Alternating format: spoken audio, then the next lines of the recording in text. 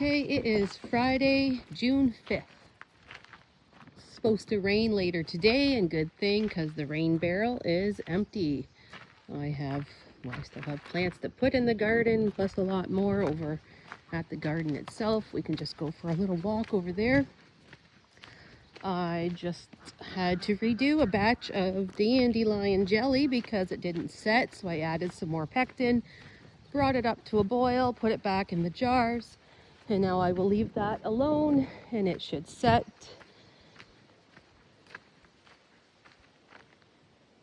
You can hear the sandhill cranes very faintly.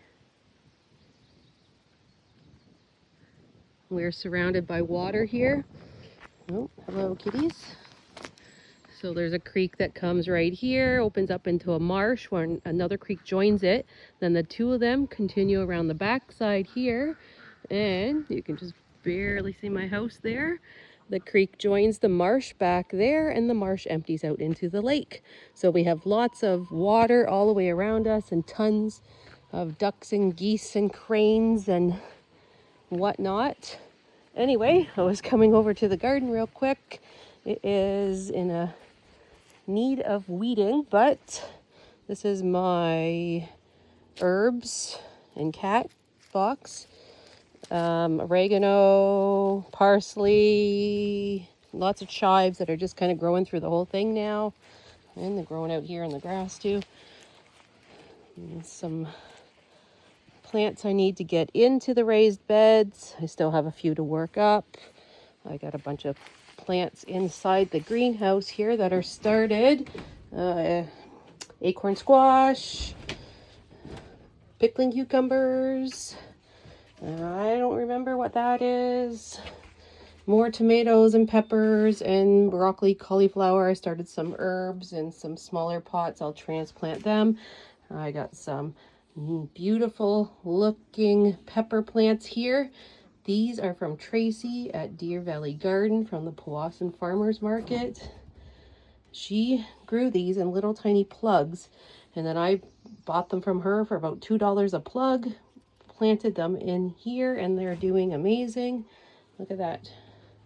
I got to get them in the ground as well.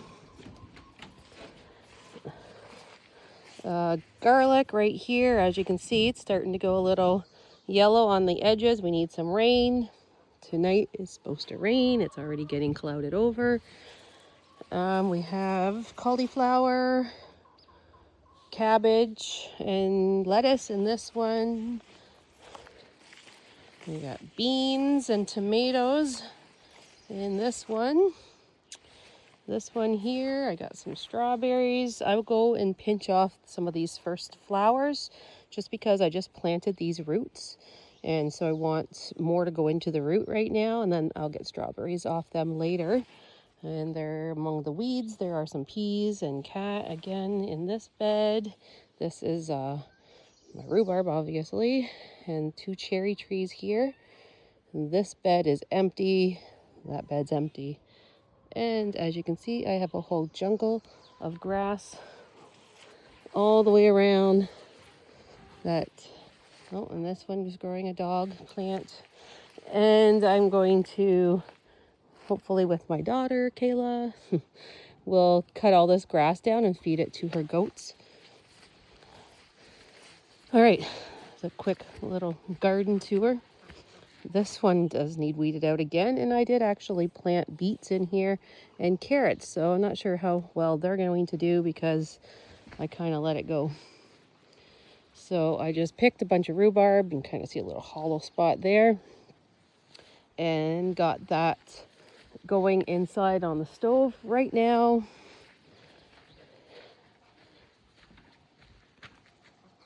You can just faintly hear sandhill cranes again. So I'm going to go back in, finish my rhubarb jam. Chickens on the front one here, and they got the ducks in the back.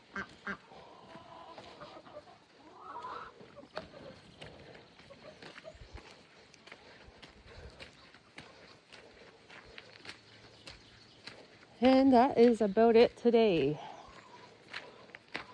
Still working on our house. and living in the garage. All right, please hit subscribe, share, like, and follow along on our off-grid adventure.